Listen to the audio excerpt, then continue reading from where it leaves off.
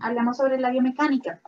La biomecánica es bien importante. Tengamos en cuenta que es un área que hace parte de la fisioterapia para poder saber, reconocer y analizar el movimiento que realiza cada uno de nuestras extremidades para poder hacer el desplazamiento. Entonces, como tal, tenemos una definición que dice que la biomecánica del movimiento humano puede llegar a ser definida en forma metodológica, ¿de acuerdo? Como una interdisciplina. ¿Esto por qué? Porque realmente sí hay personas que se encargan únicamente en estudiar lo que corresponde a biomecánica. Esta definición es súper vieja. Esta la entregó Winter en 1990.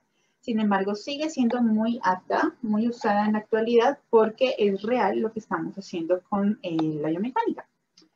Luego dice que también llega a ser científica porque mide, describe, analiza, valora, pero también proyecta.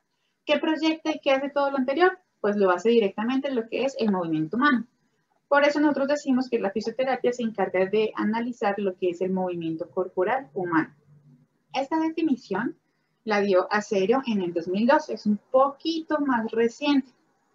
Sin embargo, les coloqué otra cita porque aunque sea muy vieja, es muy importante tenerlo en cuenta porque no cambia mucho. Sabemos muy bien que siempre va a estar enfocado en cada uno de los objetivos que trae la biomecánica.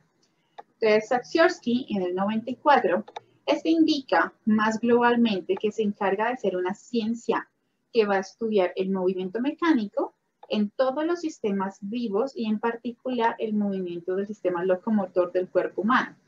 Cuando habla de que es en los sistemas vivos, tengan en cuenta que también, por ejemplo, los veterinarios también estudian el movimiento de cada una de las articulaciones de sus animales.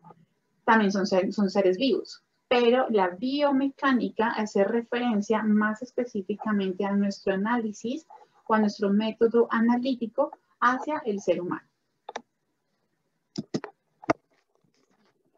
De acuerdo con eso, pues tenemos que pasar a hablar sobre la posición anatómica.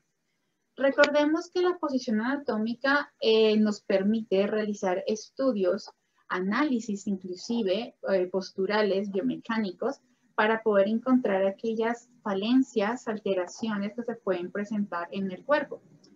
Todas las descripciones de la anatomía humana se van a expresar en relación a la posición anatómica.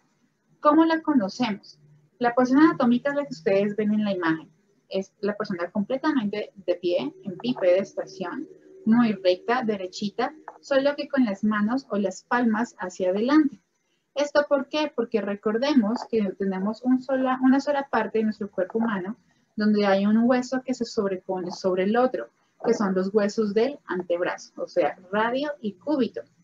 Cuando relajamos las manos y tenemos las manos o las palmas mirando hacia los muslos, la conocemos como una posición fundamental, que es la posición de relajación. Mientras tanto, la posición anatómica es aquella que vamos a adoptar para poder realizar todo lo que esté relacionado con el estudio del cuerpo humano. Al emplear la posición anatómica, en cualquier parte del cuerpo podemos nosotros describir fácilmente los segmentos óseos, musculares, articulares. Podemos localizar inclusive cada uno de los accidentes óseos, orígenes e inserción, e inclusive relacionar una estructura con otra. Cuando hablamos de relacionar, también hablamos de comparar. Yo puedo comparar, por ejemplo, la posición o el volumen del trofeo muscular del miembro superior derecho, pues, por ejemplo, de hombro, hablando del deltoides y trapecio, y compararlo con el lado izquierdo. Sabemos muy bien que cuando nos paramos frente a un espejo vamos a estar completamente desbalanceados, ¿cierto? Esto es por alteraciones posturales. Entonces, cuando hacemos un análisis de la postura, tenemos que ir a ver, primero hacer una observación para saber cómo se encuentran los segmentos antes de ir a palpar. La palpación nos permite determinar o confirmar lo que nuestros ojos estuvieron viendo o observando para saber que efectivamente sí presentan una alteración. Y luego con la palpación podemos hacer correcciones. En esas correcciones nos permite explicarle al paciente cuáles son las posturas adecuadas, ideales y cuáles son aquellas que no debería optar para que no esté presentando desbalances musculares. Bien, la posición anatómica entonces es la que se adopta en una posición de pie, erecta, en decúbito supino, con la cabeza, ojos y pies que van a estar dirigidos hacia anterior, o sea, hacia adelante. Cuando hablamos con respecto a los miembros superiores, estas palmas, o sea, las palmas de las manos van a estar dirigidas hacia anterior y los miembros inferiores van a tener que los dedos o las puntas de los dedos del pie tienen que estar también dirigidas hacia el frente.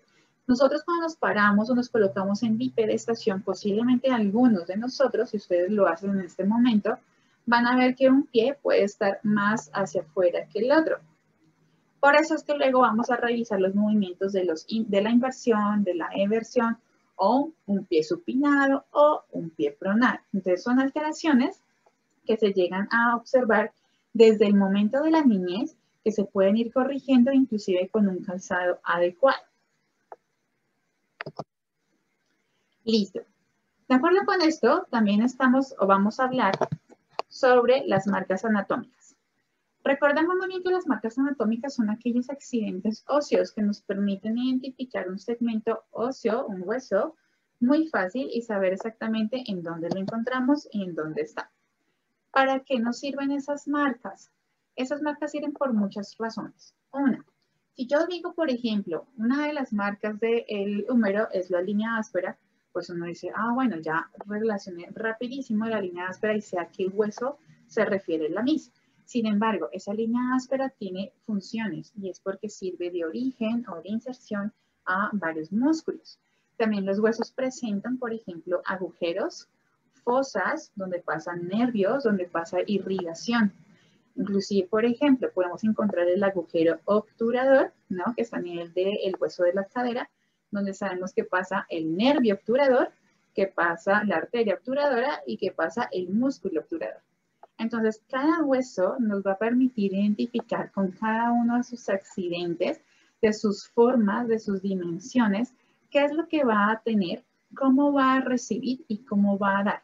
Cuando me refiero a recibir y dar, me refiero a los tejidos, o sea, ligamentos, tendones, músculos, origen, inserción, arterias y nervios. Muy bien, de acuerdo con todo lo anterior y también como repaso, vamos a hablar sobre los planos y los ejes del cuerpo. Estos planos y ejes nos sirven para determinar cuáles son los movimientos que cada articulación va a realizar. Entonces, encontramos tres planos anatómicos. Encontramos el plano frontal o coronal, que también se le conoce como un plano lateral. Quiero que se guíen, por favor, por la imagen, en donde Y la hago referencia como si fuera el plano frontal. Este plano frontal, coronal, se va a encargar de atravesar del lado derecho al lado izquierdo del cuerpo. O sea, nos divide en dos, de derecha a izquierda. Mientras que el segundo plano es el sagital medial. Esto lo conocemos como que es antero-posterior, o sea, de adelante a atrás. Y lo vamos a ver en la imagen reflejado como ZZ. Entonces se dice que el plano sagital se dirige desde el frente hasta la parte de atrás o posterior de nuestro cuerpo. Y el último plano es el horizontal, también conocido como el transversal. Entonces lo vamos a ubicar en la imagen como XX. Cuando hablamos de horizontal es porque nuestro cuerpo ha sido paralelamente dividido y se corta hacia el suelo, ¿de acuerdo? O sea, nos divide igual en dos. Entonces, en conclusión, todos tienen algo en común y es que el cuerpo lo dividen en dos. Uno de derecha a izquierda, el otro de adelante a atrás y el último va a ser de arriba a abajo. Y aquí lo encontramos. Entonces, tenemos los planos sagital y medio. Entonces, sabemos muy bien que el plano medio nos divide el cuerpo en dos, de derecha a izquierda. Y el plano coronal nos lo divide dependiendo también de los segmentos que yo vaya a evaluar. Eso es lo bueno. Tengan en cuenta que todo lo que encontramos como anatomía en los libros, inclusive aquí en las imágenes, podemos ver que siempre colocan todo el cuerpo, ¿no? De la persona. Y lo dividen y dicen cuándo es adelante atrás, cuándo es derecha izquierda o cuándo es arriba y abajo. Pero resulta que también podemos agarrar un solo segmento. Entonces, como vamos a ver en el segundo parcial, tenemos hombro, ¿no? Entonces, el hombro hacemos referencia específicamente a que vamos con el hueso del húmero, pero también tenemos que hablar de la escápula y parte de la clavícula. Entonces, cada hueso también lo vamos a encontrar en un plano coronal, en un plano horizontal, en un plano transversal. Ahora, cada plano va a tener su eje, ¿bien? También tenemos ejes de movimiento. Entonces, vamos a encontrar el plano sagital. Vean, por favor, la numeración de la imagen. Tenemos la numeración al lado derecho y dentro de cada imagen tenemos también la numeración para que ustedes tengan los puntos de referencia. En pequeño, ustedes ven en la parte inferior izquierda de su pantalla, está el mismo cuadrito que yo les estaba presentando 2 diapositivas anteriores. Entonces encontramos, el número 1 va a ser el plano sagital, el número 2 vamos a tener el plano parasagital, el 3 es el plano transversal y el 4 es el plano coronal o frontal.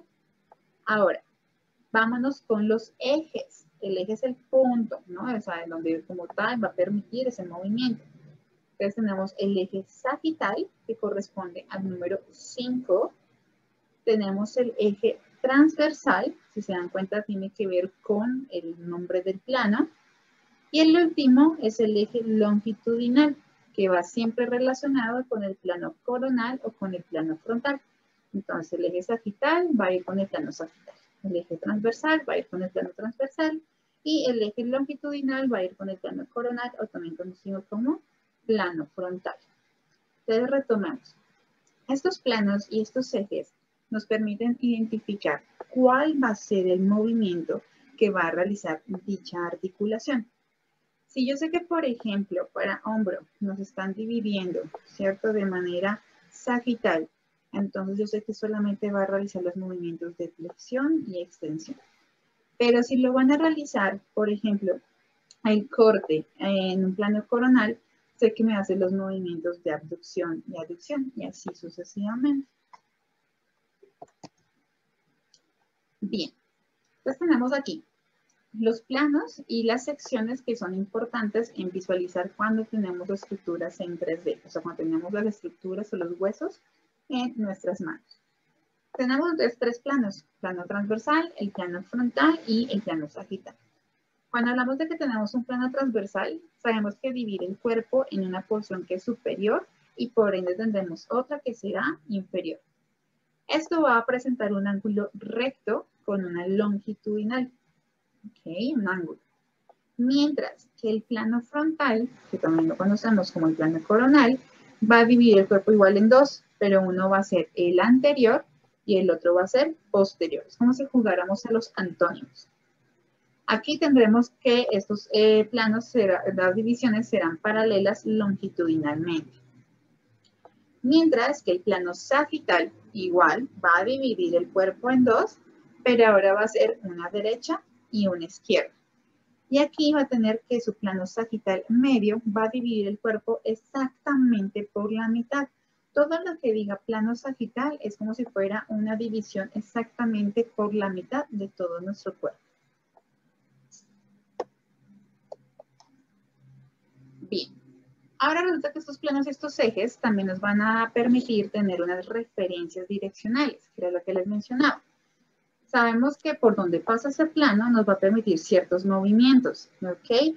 Y así sabemos exactamente cuál es la posición de nuestro paciente, en nuestro caso, como es la fisioterapia. Entonces podemos llegar a identificar que, por ejemplo, tenemos también puntos de referencia para saber qué tan cercano o qué tan distal hay un cuerpo, hay un tejido que se pueda llegar a describir. Entonces, por ejemplo, entre más cercano esté la estructura al cráneo, se le va a conocer como craneal. Y entre más lejano se encuentre, se le va a conocer como caudal. Entonces yo puedo decirles, por ejemplo, el maleolo externo, que corresponde a la tibia, ¿cierto? O sea, al tobillo, está caudal a el omóplato, que sería la escápula. Entonces está caudal porque está lejos, ¿de acuerdo? Está hacia abajo. Sin embargo, también podemos usar otro tipo de referencia, que puede ser el distal. Entonces, sí, el maleolo externo es distal, está distante a la escápula. Pero también puedo usar otro concepto y puede ser que el maleolo externo está inferior a la escápula. Y también es cierto, porque está por debajo, ¿de acuerdo? Está abajo si nos colocamos hiperestación. Podemos hablar, por ejemplo, si el paciente está en decúbito supino y decirle que por favor haga posición anatómica, entonces las manos van a estar mirando hacia el techo, ¿cierto? Ya no hacia el frente, sino hacia el techo. Y yo puedo mencionar entonces que el abdomen es anterior o es ventral, por eso se le conoce como ventral por vientre, con respecto a los glúteos, ¿no? Que serían posteriores o sería dorsal. Entonces, dependiendo de lo que yo quiera hablar o mencionar, puedo encontrar, por ejemplo, más adelante cuando hablemos de los músculos, los agonistas y los antagonistas. Entonces van a haber músculos anteriores y músculos posteriores. Músculos que faciliten la acción como músculos que retraigan o limiten dicha acción. Bien, vamos a entrar entonces un poquito más en materia con respecto a lo que son los conceptos de dinámica estática que hacen referencia a la biomecánica. Todo esto viene basado directamente por una ciencia pura que es la física. A veces ustedes vieron física en el colegio, en la preparatoria, en donde a algunos les gustaba y a otros no tanto. La física la vamos a encontrar dividida en dos clasificaciones. Una va a ser la clásica y otra va a ser la moderna. Nosotros nos vamos a encargar, o la biomecánica se va a encargar específicamente de la física clásica. La clásica también tiene subdivisión. Esta subdivisión es porque encontramos a la mecánica, y ustedes se van a dar cuenta que inclusive hay carreras, ¿no? Hay licenciaturas que están enfocadas en cada una de estas subdivisiones, como ingeniería mecánica.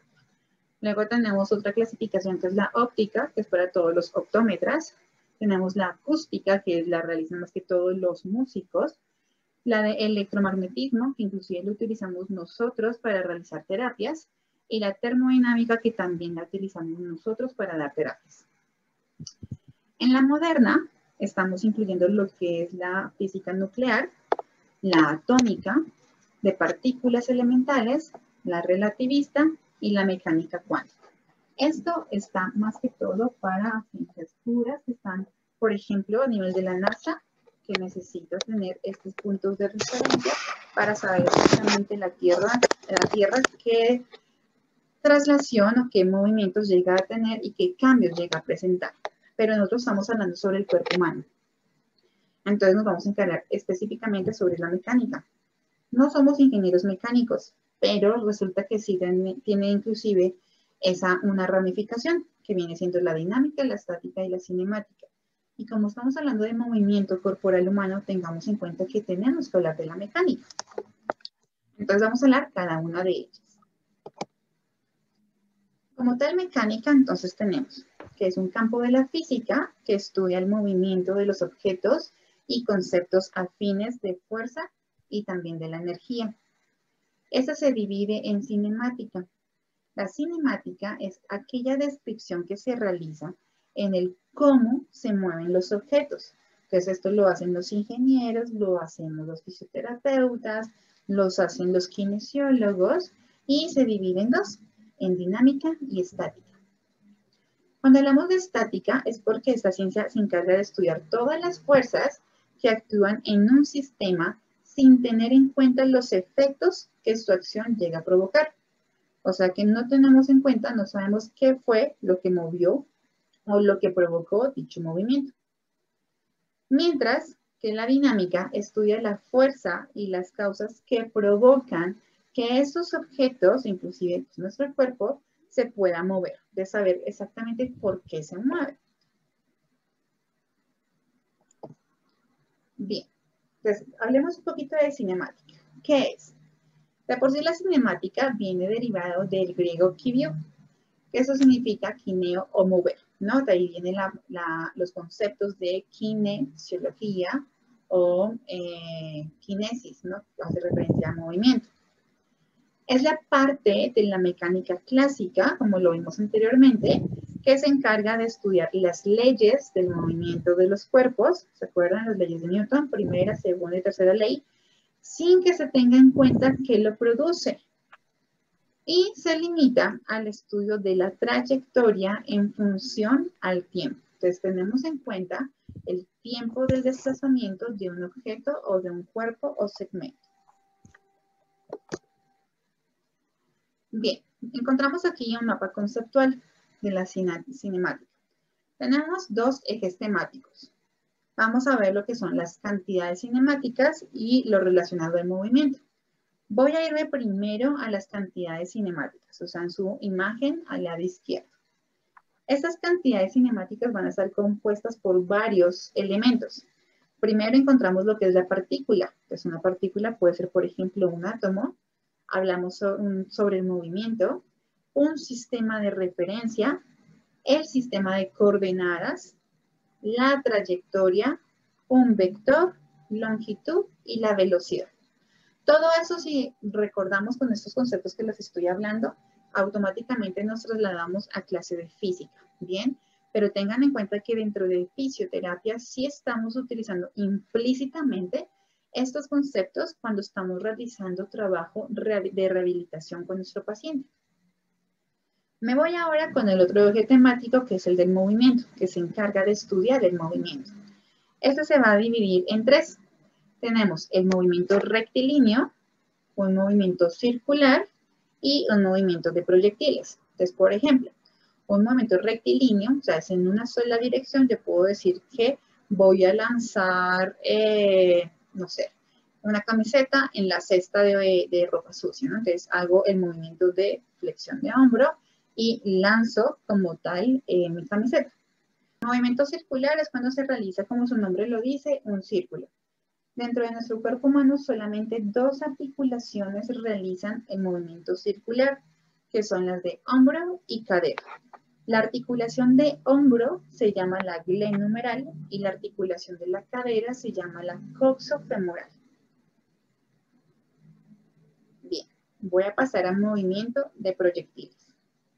Cuando hablamos de movimiento de proyectiles, no es porque tengamos en la mano un proyectil, es porque nuestro cuerpo funciona inclusive por la fuerza, por la velocidad y por distancia, como un proyectil cuando queremos hacer un lanzamiento.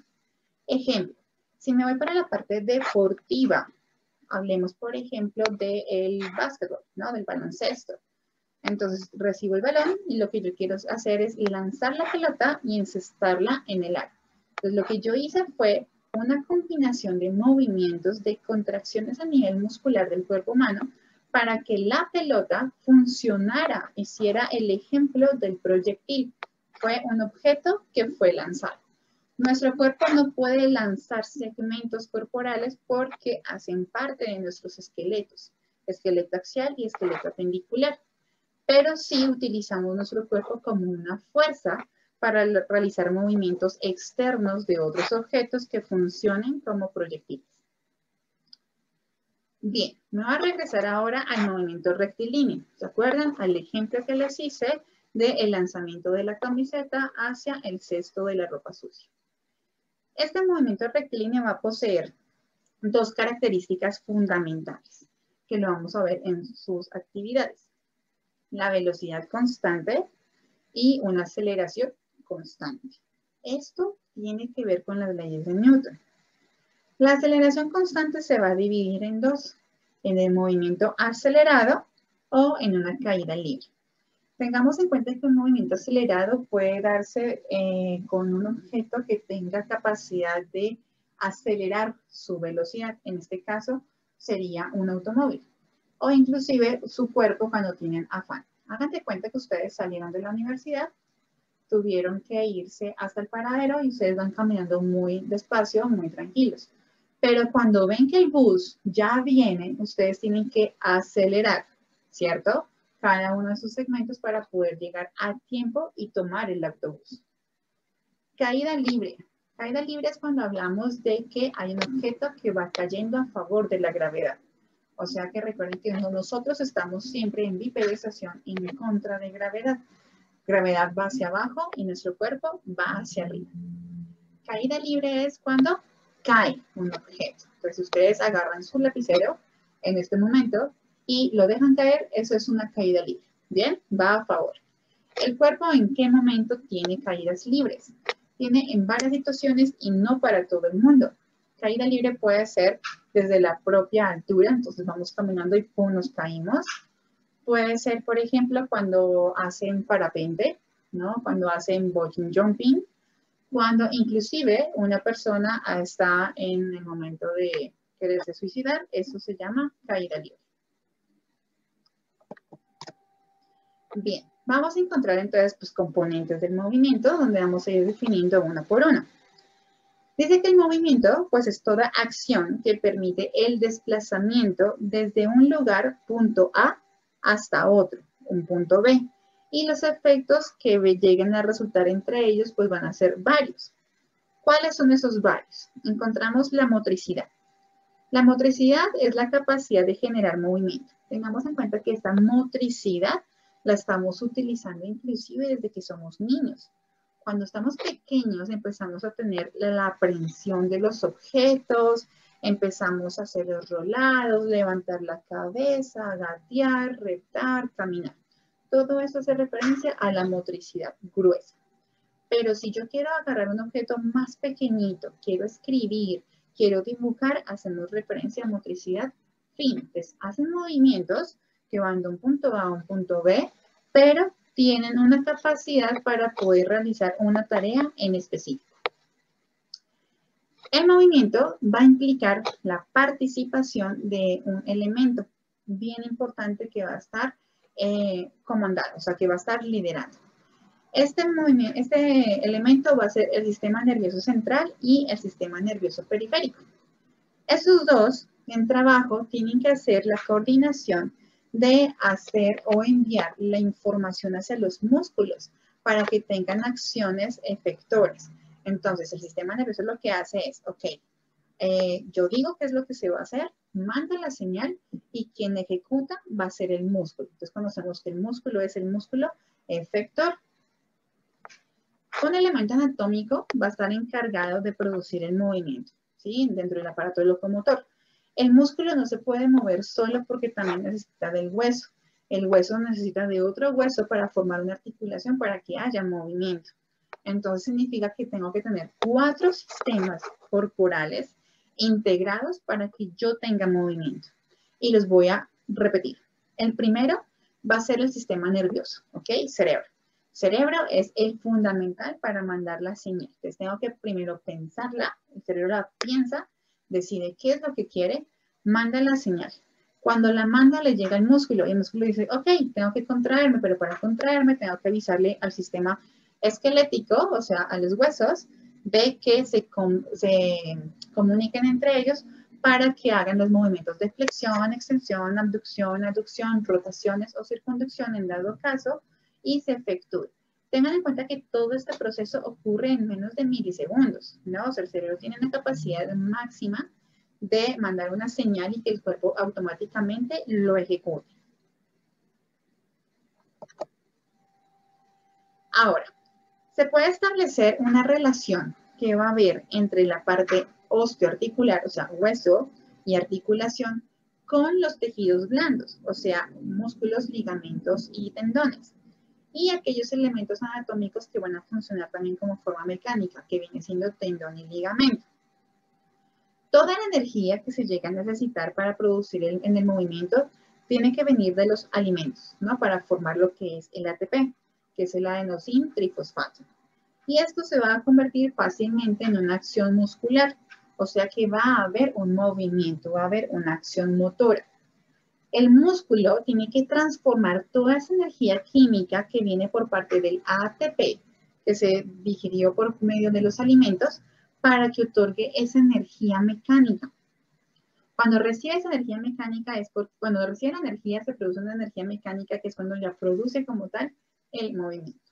Entonces, les hice una tablita. Tenemos los componentes, son las zonas o partes osteoarticulares, que están comprometidas los huesos y las articulaciones. Como elemento mecánico, encontramos que los huesos sirven para hacer palancas, mientras que las articulaciones se les conoce como charnelas o goznes, que es para hacer movimientos en conjunto con 2 o más huesos. Tengan en cuenta que una articulación se conforma de 2 o más huesos. Un hueso es único, es solito, ¿bien? Pero para que haya una articulación y permita el movimiento, tiene que haber 2 o más.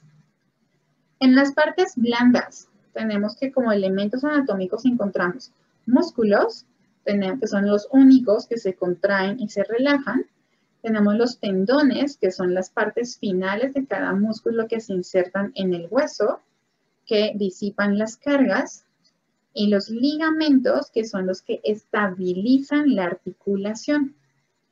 Los elementos mecánicos, entonces el músculo va a ser un elemento motor, o sea, tiene que hacer una contracción. Los tendones funcionan como cables de soporte y los ligamentos van a ser esos refuerzos para poder dar la estabilidad directamente a la articulación.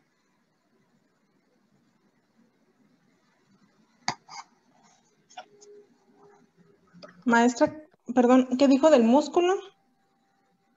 El músculo es que se contrae y se relaja. Y es quien hace la actividad motora.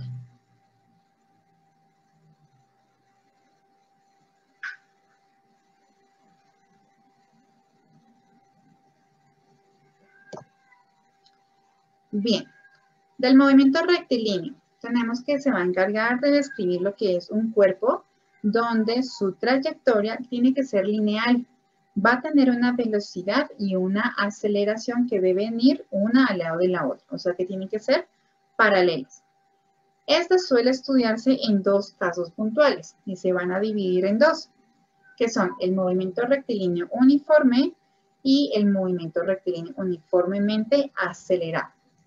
Cuando hablamos del primero, que es el movimiento rectilíneo uniforme, se encarga de describir cuando un cuerpo posee una velocidad constante.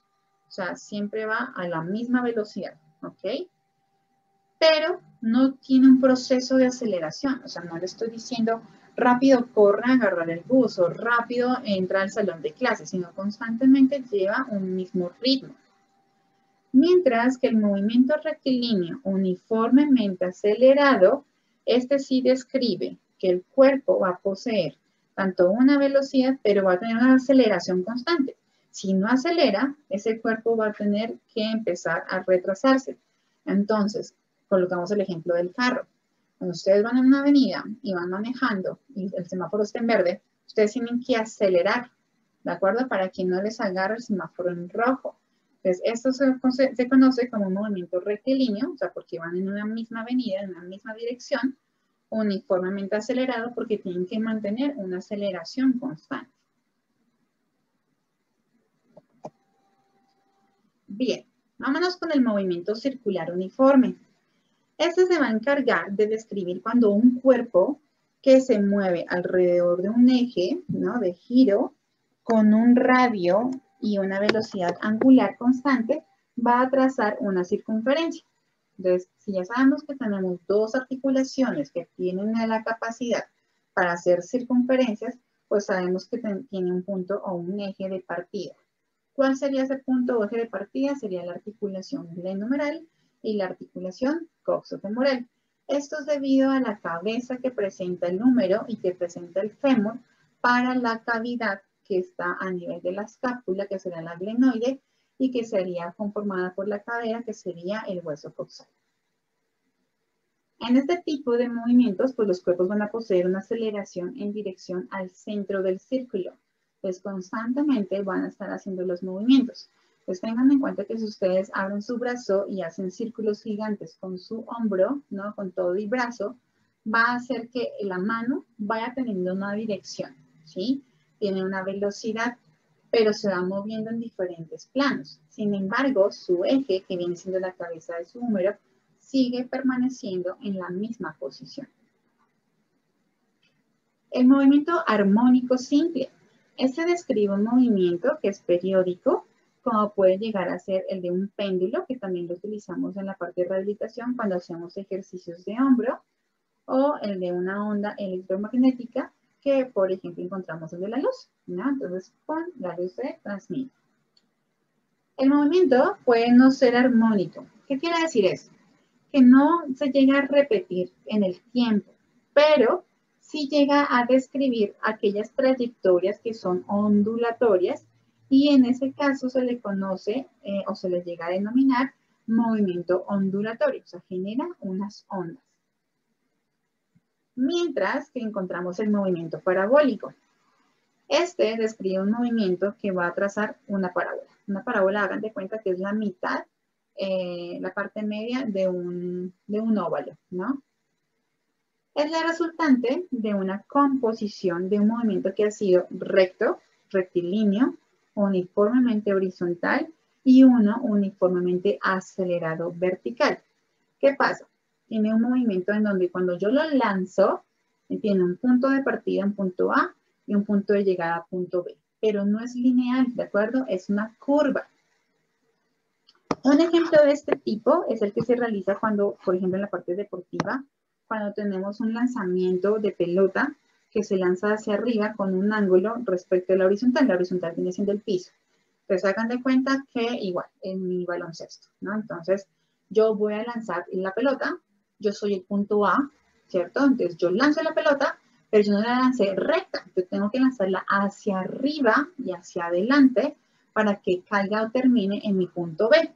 Mi punto B tendría que ser el aro. Si no en cesto, pues va a pegar, por ejemplo, en el recuadro o simplemente va a seguir. Pero igual, cuando termine, va a terminar en un punto B que va a hacer que esa continuidad de esa línea imaginaria termine siendo una parábola. Bien, cuando hablamos de elementos del movimiento, sabemos que están caracterizados porque tienen propiedades que se pueden describir. Entonces, dentro de estas encontramos la primera que viene siendo la de trayectoria. Cuando hablamos de trayectoria es porque tenemos una línea que es imaginaria, se puede describir el movimiento de su cuerpo que es puntual y que conforme a su naturaleza se va a clasificar en 5 diferentes subtipos. La primera es rectilínea. Cuando hablamos de que es rectilínea, pues es porque es una línea recta que no tiene variaciones en su trayectoria. O sea, no hay nada que le impida su movimiento, ¿no? Su dirección. Cuando hablamos de que es curvilíneo, tenemos que es una línea que es curva y además de eso tenemos que va a tener un fragmento de una circunferencia. Entonces puede ser, por ejemplo, la subida de un puente, ¿no? Que es circular. Cuando tenemos una circular, tenemos que es una circunferencia completa. Entonces es cuando tenemos que darle, por ejemplo, no sé si acá se les da, pero es vuelta a la rotonda, ¿no? Entonces agarras el carril, le das la vuelta a todo el espacio medio que por lo general hay un monumento. Imagínense el de la Diana Cazadora en Ciudad de México. Le dan toda la vuelta y vuelven y utilizan el mismo carril. Entonces ese fue una circular completa. Cuando hablamos del elíptico es porque hay un fragmento de una elipse o de una elipse completa. Entonces tengan en cuenta que es algo medio, es más alargado que un círculo, pero es la parte media. Y parabólico es porque tenemos una línea parabólica. Estos son los elementos que incluyen el movimiento. Bien, tenemos la distancia. La distancia es la cantidad de espacio recorrido por un móvil en su desplazamiento. Entonces puede ser un objeto, puede ser el cuerpo, puede ser un carro, puede ser cualquier cosa. La velocidad es la relación entre la distancia recorrida y el tiempo en que el móvil la recorre. ¿Qué quiere decir? A mayor velocidad va a haber más distancia por unidad de tiempo que va a recorrer ese cuerpo. Y la aceleración es la variación de la velocidad. ¿Qué quiere decir? Que la velocidad final va a ser menos que la velocidad inicial. Ejemplo, si estamos jugando a las canicas, ¿cierto? Y ustedes lanzan una canica, ustedes la lanzan con una fuerza, pero esa fuerza o esa velocidad no se mantiene. Poco a poco, a medida que va pasando un tiempo, ahí dice una unidad de tiempo, cada vez esa aceleración, esa velocidad se va viendo mucho más lenta hasta el momento en que se detiene. Vamos a ver el tema de fuerza.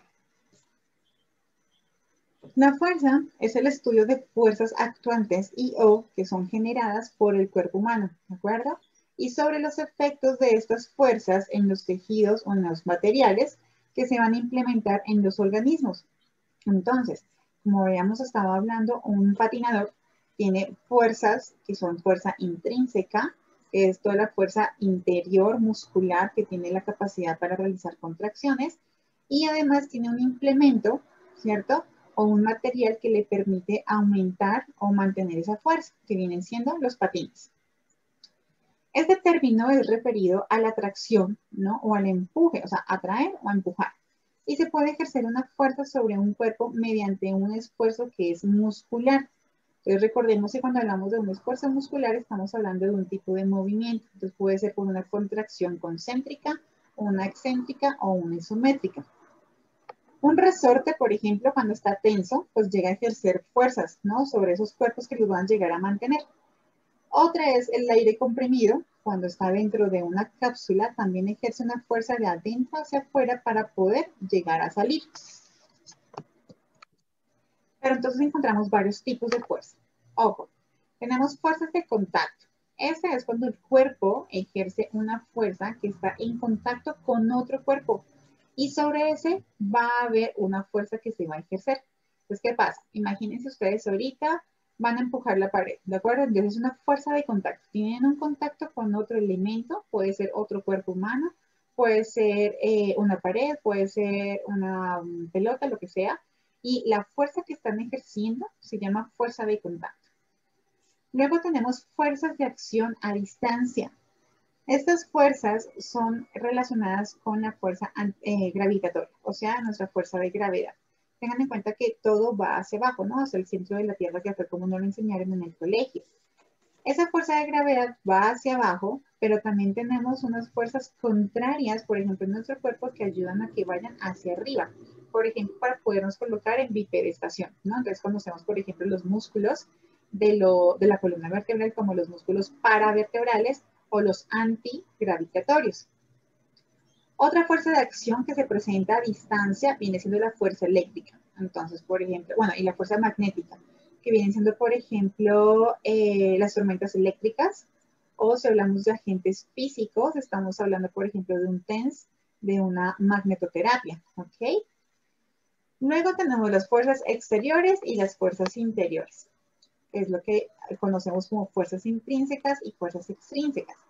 En las extrínsecas, entonces son fuerzas que van a actuar sobre un cuerpo cualquiera, pero van a estar ejercidas por otros cuerpos. Entonces, ¿qué significa esto?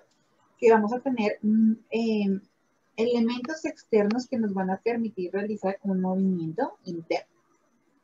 Y la fuerza interna o la fuerza intrínseca, pues son fuerzas que son ejercidas sobre una parte de un cuerpo por otras partes, pero del mismo cuerpo. Entonces, volvemos al ejemplo. Si ustedes quieren levantar ahorita un lapicero, ustedes tuvieron una fuerza de voluntad, ¿ok? Entonces, sus músculos tuvieron que hacer contracción concéntrica, excéntrica para poder agarrar, hacer la pinza fina y levantar ese objeto. Pero fue voluntario, o sea, no solamente actuó un músculo, ¿de acuerdo? Actuaron varios. Recuerden que no hay un músculo que solamente realice una acción. Siempre va a haber un conjunto de músculos que van a trabajar sobre una misma acción. ¿Cuáles son los elementos de la fuerza entonces? Tenemos 4. El punto de aplicación, la dirección, el sentido y la intensidad. Cuando hablamos del punto de aplicación, es el punto del cuerpo sobre el cual actúa la fuerza. Pues como ejemplo les coloqué un punto de unión entre un coche y los arneses de un caballo, ¿no? Entonces, por ejemplo, cuando queremos jalar o llevarnos el tráiler del caballo, ¿no?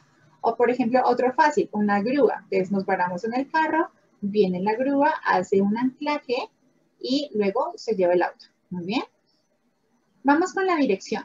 La dirección es la recta que sigue o tiende a seguir si solo obedece a una acción de la fuerza. Entonces, por ejemplo, yo les digo, lancen la pelota. Cuando ustedes lanzan la pelota, la lanzan hacia una dirección. Puede ser el frente, puede ser hacia arriba, puede ser hacia atrás.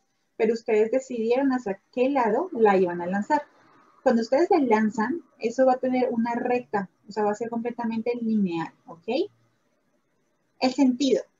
El sentido es que una vez fijada esa dirección, se van a establecer 2 tipos de sentidos. Tenemos que se van a tomar como positivas aquellas fuerzas que van a actuar en un solo sentido y negativas las que actúan en sentido opuesto. Entonces, por ejemplo, lo mismo, hacemos el lanzamiento del balón, ¿ok? Entonces, tenemos una positiva, que es cuando el balón va hacia la cesta. Digamos que estamos hablando de baloncesto. Pero resulta que hay otras fuerzas que no podemos ver, no podemos modificar. Pues, por ejemplo, una de estas fuerzas pues, viene siendo la fuerza del aire. Entonces, el aire obviamente va a colocar una resistencia a ese balón y es el que puede llegar a controlar qué tan rápido, qué tan lento puede llegar a pasar ese objeto. Y en la intensidad es la relación que va a haber entre una fuerza que es considerada y otra que es tomada como una unidad en tiempo. Entonces, hablamos de que podemos hacer varias veces el mismo movimiento con una intensidad suave, relajada, pero esa fuerza siempre va a ser la misma. A que yo le diga, ok, ahora aumenta la intensidad, entonces va a ser la misma fuerza, pero con va a ser un aumento de esa fuerza para provocar una intensidad más alta. Entonces, si seguimos con el mismo ejemplo del baloncesto, yo le puedo decir, sigue lanzando todas las pelotas que tengas ahí a tu lado hacia la cesta para que cada una vaya encestándose. Entonces, no va a parar de su intensidad, va a irse aumentando. Bien, me voy ahora con un tema que se llama rendimiento motor. Esto habla, tiene varias teorías que hablan sobre los mecanismos por los cuales se llega a realizar el movimiento. Tal vez lo conocen como control motor. Entonces, el control motor es la capacidad que tiene un ser vivo, una persona, para que nos podamos desplazar en la naturaleza sin ningún tipo de dificultad. Ustedes desde que aprendieron a caminar se pueden mover por cualquier tipo de lado y no tienen ningún tipo de restricción, ¿ok? Si lo hubieran, ustedes tienen la capacidad para poderse mover, trasladar y sobrepasar. Hay dos aspectos bien importantes. El primero, el control motor aplicado al mantenimiento de la postura y del equilibrio. Nunca hay que olvidar que el equilibrio es una base fundamental para realizar nuestros movimientos porque es quien controla la estabilidad de nuestro cuerpo.